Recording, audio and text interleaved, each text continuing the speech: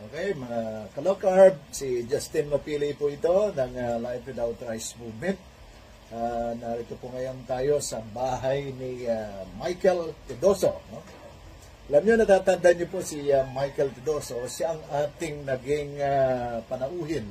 Siya ang naging panauhin natin nung episode number 14 ng Life Without Rice, Tales of Triumph. So, bumalik tayo para interviewin na siya ng personal dahil nitong nakaraang live stream natin ay nagkaroon ng technical problem dahil medyo sabog yung audio ng ating broadcast. Kaya hindi naunawaan mabuti ang mga narrative ni Michael doon sa kanyang naging low-carb journey. Okay, so ipagpatuloy na natin mga ka-low-carb, mga taga-subaybay. Ngayon ay muling isasalaysay ni Michael kung ano ang naging karanasan niya, no? Kanyang revolutionary lifestyle at hanggang sa magtagumpay siya at makamit yung kawalan ng kanyang mga karamdaman na iniinda sa loob ng pakaraming mga taon. No? So Michael, magandang araw sa iyo muli at hilingan ka namin ulit na isalaysay ang iyong naging karanasan dito sa pagpasok mo sa low-carb lifestyle. So simulan mo sa unang bahagi siguro, ano ba yung mga naging karamdaman mo noon na hindi maggamot ng tradisyonal na paraan. At pangalawa, isalaysay mo, isunod mo na kagad kung ano ang circumstance, paano ka napasok sa low-carb, paano mo naunawaan o natuklasan ito, at from there, kailan ka talaga nagsimula na mag-practice ng low-carb. Ano? Sa pangatlo siguro bahagi, salaysay mo na rin ano yung mga development or sabihin natin pag-unlad o pagbabago doon sa resulta ng yung pag-low-carb. Ano yung mga pinakain mo ba yun? Ilang beses ka kumakain? May mga exercise ka bang ginagawa? Ano yung epekto sa iyong sarili? At siguro sa panghuli, bigay tayo ng mga payo doon sa mga low-carb, mga baguhan na gustong mag-practice ng low-carb.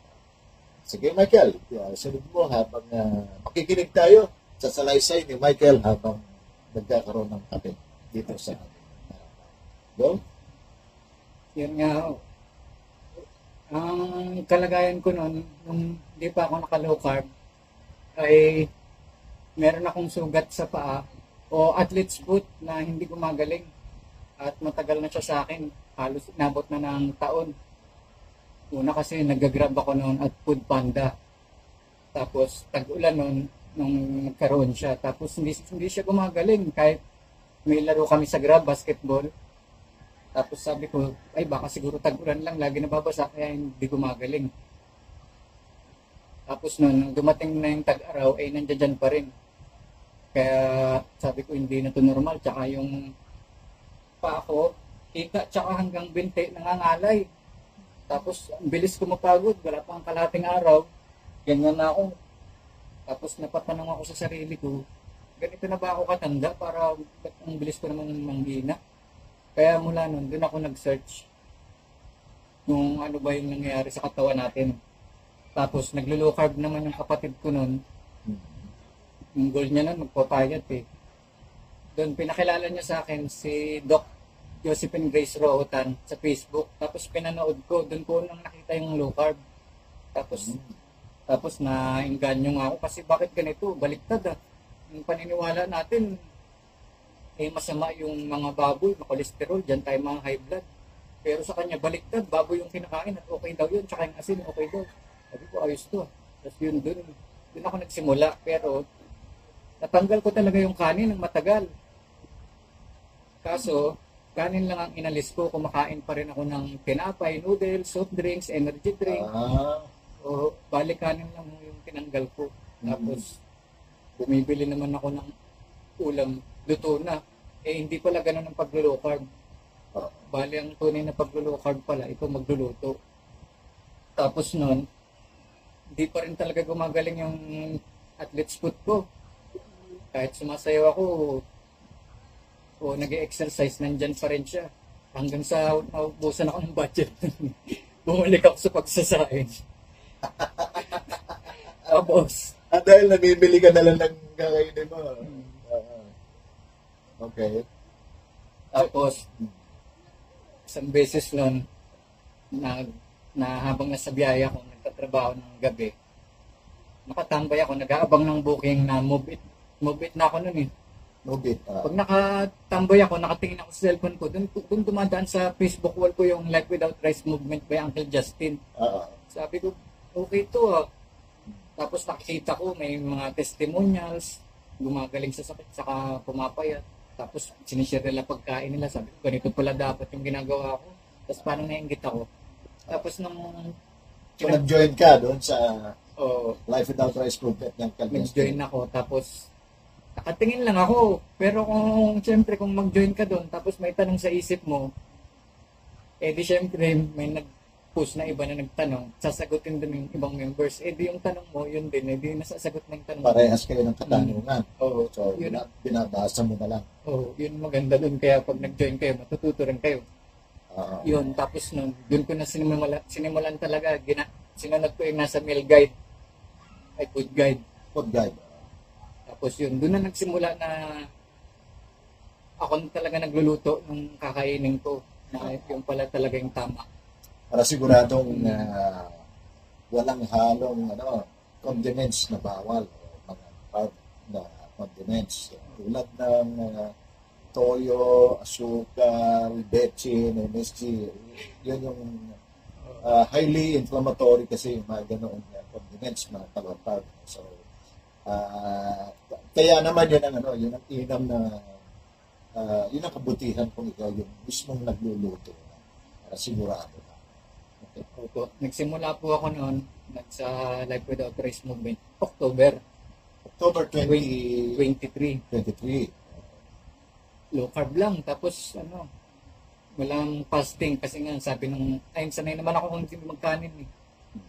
Sabi lang ng kapatid ko noon, kumain ka ng itlog kahit damihan. Party ka magutom. Tapos yun, karne. Tapos kinakain ko, karne, isda, manok. Tapos may gulay pa ako na ng umpisa eh. Pwede naman gulay yung green tsaka green leafy. Tsaka nasa taas, huwag yung sa ilalim ng lupa. One root crops. Opo. So kananiwan, ilang itlog on the average ang kinakain mo sa araw-araw. 10 lang yung mataas eh. Ang dami nutrition. Pinakamababa, ilang piraso? 6 o 5. So 5 to 10 daily, yun ang kinakain mo. Yun ang ginaman mga ka-low-carb, yung 5 hanggang 10 piraso ng itlog na kinakain mo yung araw-araw, nakakasiguro ka na nakakatamasa ka ng nutrition sa iyong katawan kasi nutrient dense ang itlog.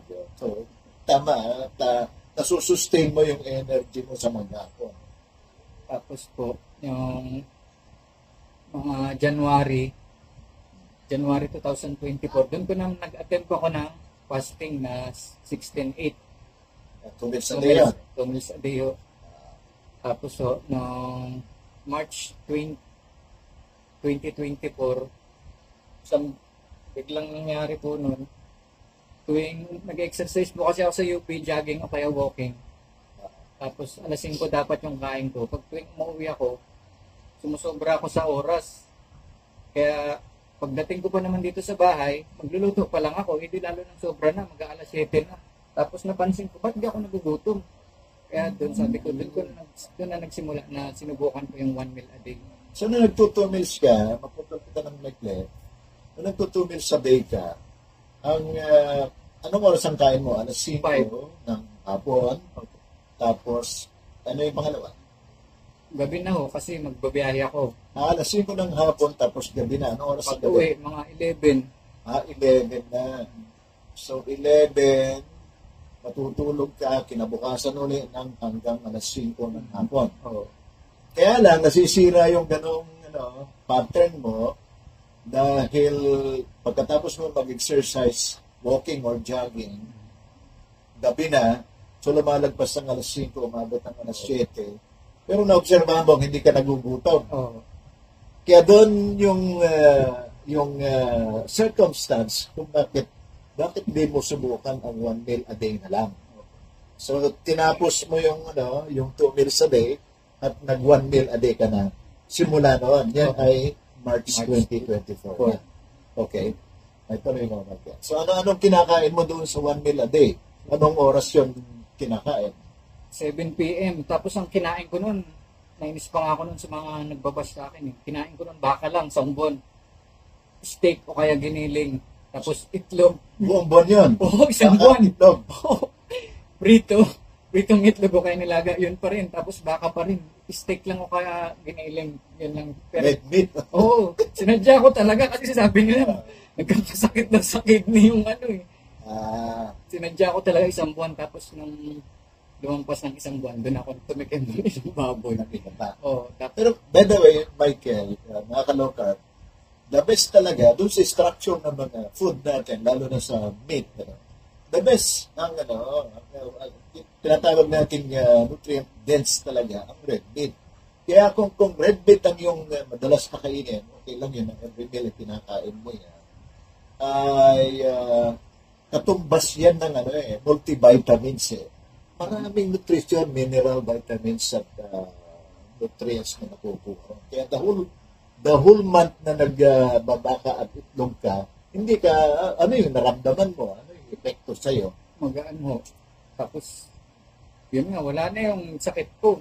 Yung paa ko, unti-unti siyang gumaling. Natuyo na talaga.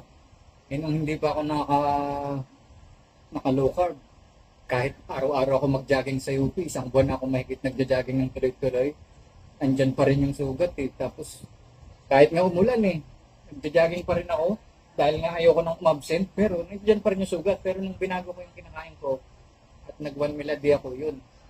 Tsaka siya gumaling. So, ano ibig sabihin nun? Ano yung analysis doon? Pagkain talaga. Oo. Ang sanhi. Oo. Liban doon sa sugat mong na pitch foot, ano ang manifest naramdaman mo sa katawan mo na pagbabago? Lumakas ka ba? Malakas. Yung paghihingal mo? Kumusta?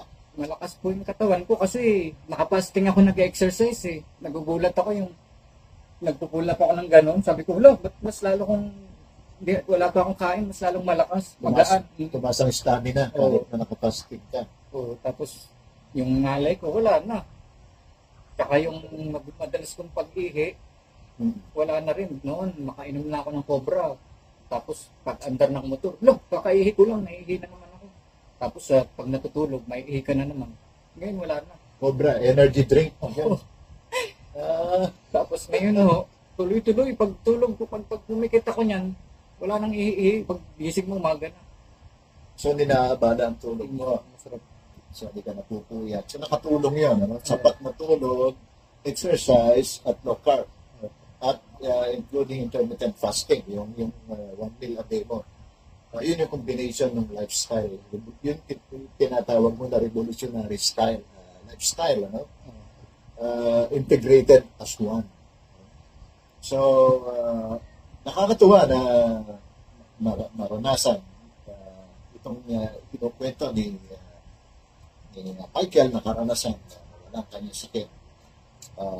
Yung pag-ingal, pag-cramps ng paa, at yung stamina niya, yung talaga ang maidudulot na pagbabago ng katawan. Dahil kapag ka ikaw ay, by the way, ilang months ka na naggawa 1 meal a day, Michael? Simula nung March 2024. March 20 hanggang May 12. May 12. Tapos, March, April, May. So almost 3 months, more than, kasi ang makakagawa lamang nun, mga kalopard, ng 1 meal a day, ay tinatawag na 2 factor para magawa mo yun. Number 1, you are fat adapted. Number 2, nag-goal weight ka na. It's been from overweight, nandun ka na sa ideal weight mo. So magagawa mo na yun. Yung metabolic process mo, yung energy is coming from ketone bodies na yun. At yun yung nag-supply na ng energy natin sa mula yan doon sa dating supplied by carbohydrates ang ating energy. So, obviously, ikaw ay fat adapted na sa mga period na yan. At yun ang revolutionary lifestyle na binabanggit mo. No? Okay. So, nabanggit mo na until May 12, yung pagiging 1 meal a day mo. No? So, kumusta ba? Ano ang timbang mo ngayon, Michael? Ano ang height mo at ano ang timbang mo sa kasalukuyan? Ang huli ko pong timbang ay 50 kilos lang. Tapos ang height ko naman ay 5'7". Okay, 5'7".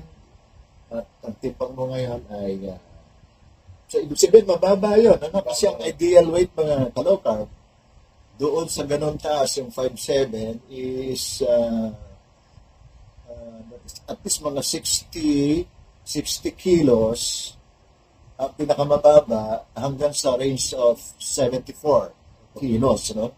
So, 60 to 74, anywhere doon sa ganung timbang, yun ang ideal weight ng ganung height ni Michael. So, ikaw ay 50, so maghahabol ka, no? So, anong plano? Anong revolutionary steps na gagawin mo ngayon para doon? Yun nga po, yung ginawa ko nung May 13 ay bumalik na ako sa pag 2 meals a day. 16 hours fasting, tapos 8 hours yung oras na bukas na pwedeng kumain. 68. Okay. Para mahabol ko yung... So, ano bang plano? Ilang kilo ang gusto mong idagdag para ma-obtain mo yung ideal weight mo? Bala ko po mga 60 kilos to 65. Tapos, aabutin ko siya ng 3 to 6 months.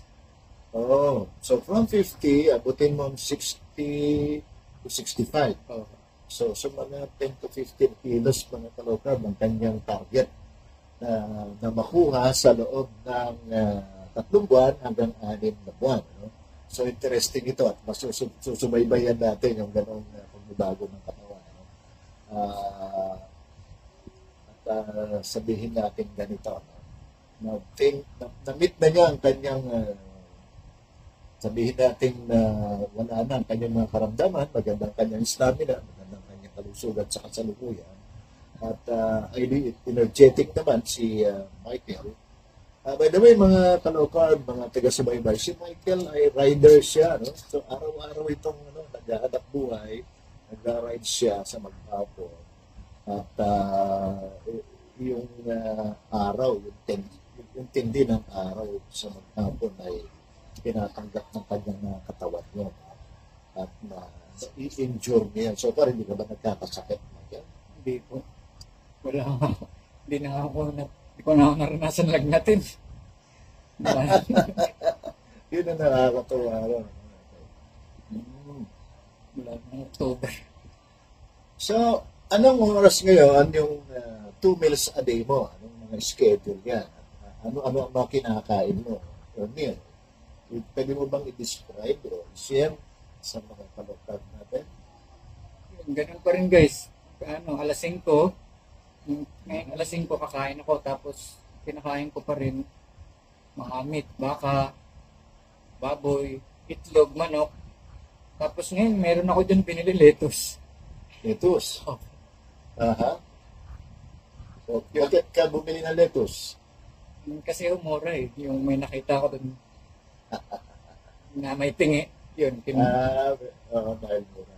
Ito bagay, paminsan-minsan okay rin yung green leafy vegetable for fiber, content ng ating meal. So, ang first meal mo is 5 o'clock. Tulad ng dati, ang second meal mo ay alas 11 na ng gabi. Oh. Kakaiba ang application ni Michael na kalokar ng 2 meals a day. Iyon ay po pwede, allowable, at ang tinatawag natin yan ay kung ano ang convenient na oras mo batay sa iyong hanap buhay o sa iyong daily activity, doon mo i-adjust, doon mo i-pwesto yung iyong intermittent fasting. At nakakatuwa yun. I'm sure na makaka-recover siya. In between ba may snack ka pa na ginagawa, Michael? Yung pagitan ng alas 5 hanggang alas 11, halimbawa, ginugutom ka pa ba? Hindi na. Wala kang snack, wala kang merienda. Mas, mas tinitiis ko na na wala. Kasi minsan pag nakatikim ako ng mani, Oh. yung, Tigil. gusto ko tuloy-tuloy eh. Pero kung hindi mo titikman, yun, wala rin. Parang, Sinasadya mo, dinidisiplina mo yung sarili mo. Pero, yun naman yun naman kasing concept ng snack ay it is not required, kundi nakagawian ng ating katawan na, halimbawa, yun ang normal na routine natin. Breakfast ka ng alas 6, merienda ka ng alas 10 ng umaga, magtanghalian ka ng alas 12, mag-break time ng alas 3, merienda ulit, hapunan ng alas 6, alas 7, minsan na meron kang midnight snack. So naging lang yun, naging pattern, naging patron yun ng ating katawan, pero it is not required, it is not necessary. Dahil ang principle natin dito sa low carb lifestyle, low carb and intermittent fasting lifestyle ay kumain ka kung ikaw ay nagugutom, tumigil ka na kapag kaibigan ito. No? So intuitive eating kung tawagin natin yun. At liban doon, ang mo, kung kailan ka nagkakape, meron ka bang electrolyte drink na ininom, or ano pa? Anong inaalaw mo na inumin sa pagitan, sa buong maghapon? Anong iniinom mo? kung maghapon, kape lang na black, tapos asin. Okay, black coffee, tapos ito, naglalagay ka ng, lagi mong baon ito. Halimbawa, nagkakape ka sa labas, maglalagay ka ng Himalayan salt. Ang advantage mo sa low carb ng Himalayan salt, ito kasi yung mas mataas ang quality nito kumpara doon sa rock salt or ordinary salt. Kaya ang mineral ng Himalayan pink salt ay mas mataas. Kaya yun, additional yun doon sa ating sodium requirement para sa ating katawan, para sa electrolyte balance ng ating katawan. So maghapon, ilang kape na uubos mo? Ilang tasa ng kape sa maghapon?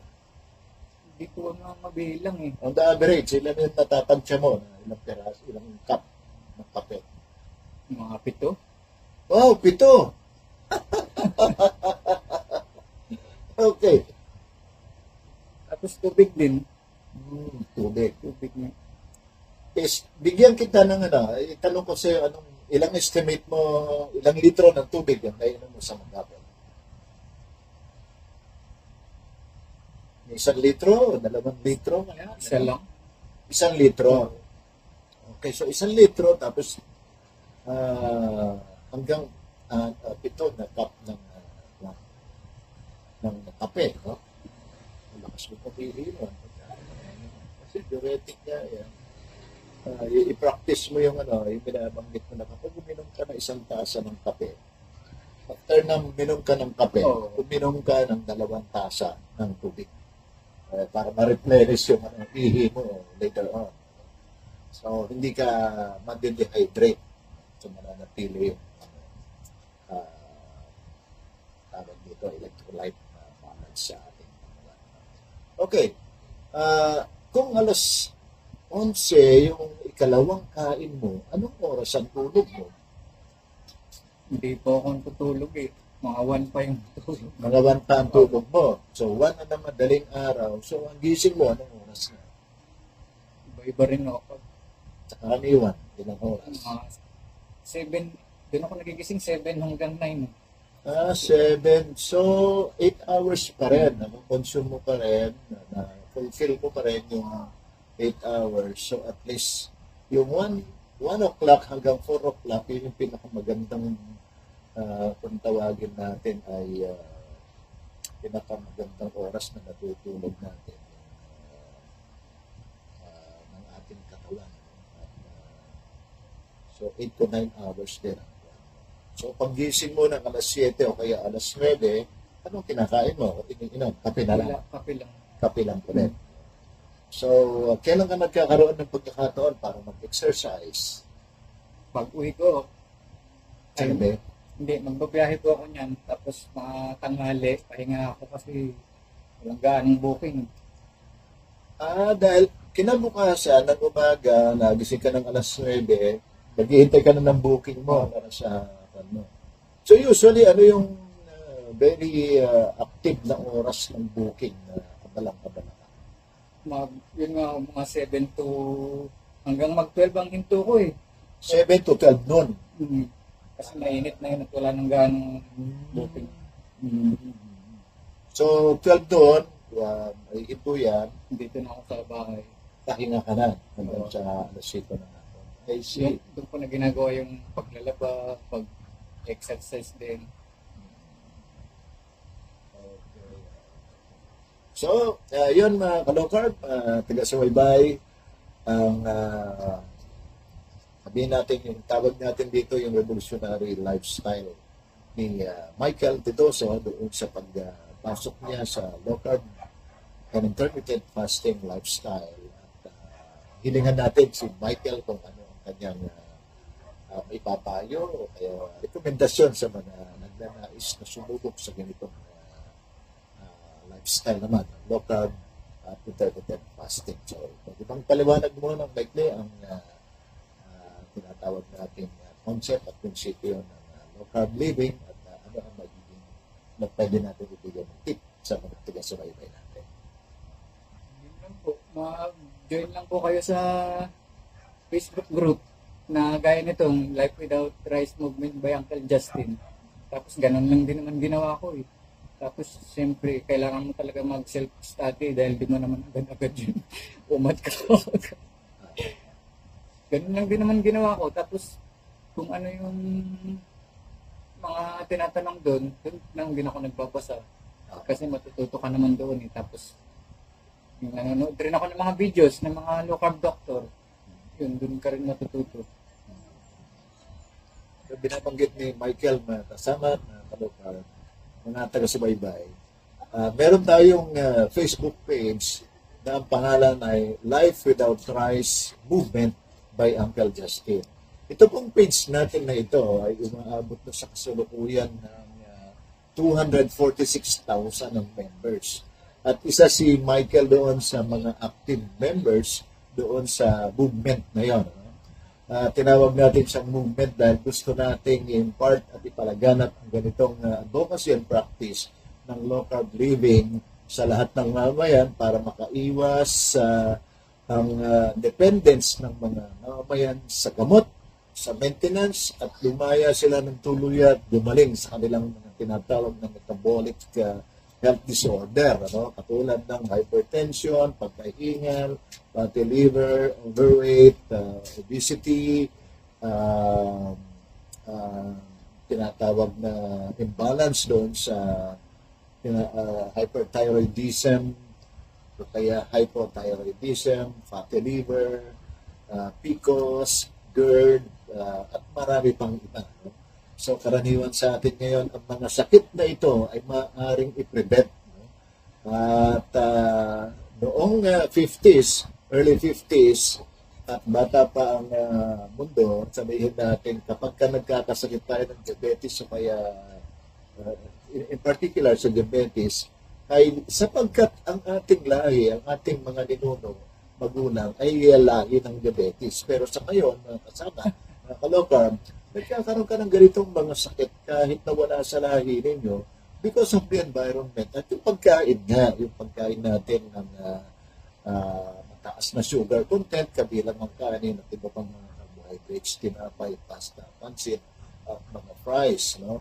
So yun ang gusto nating maiwasan at may palaganap na maunawaan ng pinakamaraming mamamayan, hindi lang ng Pilipinas, kundi ng mamamayan ng mundo, na lumaya tayo sa pagiging capture ng mga big pharmaceutical company na manatiling dependent doon sa kanilang tinatawag na synthetic and chemical-based na mga gamot na hindi naman pagpagaling ng mga karamdaman ng mga mamamayan ng mundo. No? So yun po, yung community na yan, ang Life Without Rice Movement, ay malaya, free ang membership dito. Kung pwede kayo sumali doon at mag-join, pwede kayong mag-share ng inyong karanasan, mag-post ng photo ng inyong mga kinakain o niluluto, ma-share doon sa community. Isa siyang malaking community para sa tulungan. Ang tawag po doon, ang essence noon ay tinawag po natin na empowerment, no? Health empowerment. Gusto nating ma-empower ang bawat isa, matutunan ng individual ang ganitong lifestyle. Sa halip na mayat maya, kung meron tayong karamdaman, ay tatakbo tayo doon sa clinic ni doktor at magbibigay lang ng prescription ng hindi pinapaliwanag kung ano yung ating iinumin na yon, at sasabihin niya, bumili ka sa ganitong butika, gumagana ang kanyang komisyon doon sa pagbili natin ng gamot na mga nire-recommenda niya. Gusto nating mawala yun. No? Pangalawa, yung araw-araw na mga maintenance natin na iniinom, maintenance sa high blood, hypertension, maintenance sa fluctuating na blood sugar, maintenance doon sa iba't ibang mga sakit, gusto nating mawala na yan. At ang paraan para mawala yun ay i-correct natin yung ating mga kinakain. Okay. Sa huling pananalita at pangumaalam na pananalita, Michael, ano ang isasabi mo pa sa ating mga taga-subaybay? Bigay ka ng panawagan sa kanila o iba pa. Kung pwedeng i-anunsyo mo ang iyong TikTok account o iba pang mga social media account ninyo.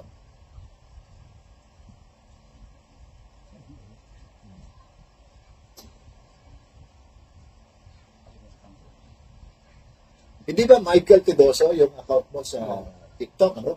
So, subaybayan po natin si Michael Tidoso at marami siyang mga post doon, kanyang mga kinakain, ano bang kanyang kinakain, ilang itlog ang kinakain niya, ilang gramo ng kanyang kinakain. At million views, may mga post siya doon, million views ang mga post niya doon, subaybayan niyo. Marami rin siyang mga taga-suporta at mga tagahanga doon, pero hindi may iwasan, may mga buzzer ka din doon. Ano? Okay lang yan, mamaya mo na, huwag mo nang intindihin yung mga buzzer. So, sa atin ngayon ay gusto nating muli, ano, sa huling pagkakataon, sa ating pag-uusap ngayon ay nagpapasalamat ako muli sa iyo, Michael, at nagkausap tayo at palagay ko mas malinaw ng ating kwentuhan ngayon para may air ko. Siguro mamayang gabi ay may air ko ito, may broadcast natin ito ngayon. Ngayong gabi o kaya bukas ng umaga. At susubaybayan natin mga kalokarb ang kanyang target at plano na from 50 kilos ay makamit niya ang 60 kilos up to 65 kilos para bumalik ang muscle niya, no? Ang muscle na maibalik itong muscle building kung tawagin. At sige, maraming salamat ulit Michael at padayon. Congratulations at padayon sa iyong ginagawa.